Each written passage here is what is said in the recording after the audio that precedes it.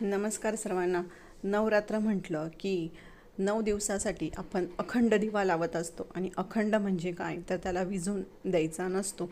तर हा 9 दिवस नवरात्रीमध्ये दिवा आपल्याला तेवत ठेवायचा आहे आणि तो विझू नये म्हणून अतिशय साध्या आणि छोट्या टिप्स मी तुम्हाला सांगणार आहे. त्या जर फॉलो केल्या तर तुमचा दिवा नक्कीच 9 दिवस अखंड तेवत राहील.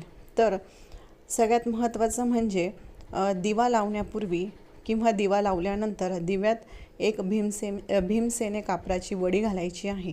जर भीमसेनी कापूर नसेल तर आपण दिवा प्रज्वलित करताना त्यात एकच लवंग टाका आणि अगदी चिमूटभर हळद घालावी. त्यामुळे दिव्याला पुरेसा ऑक्सिजन मिळेल आणि दिवा अखंड तेवत राहण्यास मदत होईल. आणि दुसरी ट्रिक म्हणजे त्याच्यात तेल व तूप घालण्यापूर्वी थोडेसे तांदळाचे दाणे घाला. त्यानेही ऑक्सिजन पुरेसा मिळेल आणि दिवा तुमचा अखंड तेवत राहील.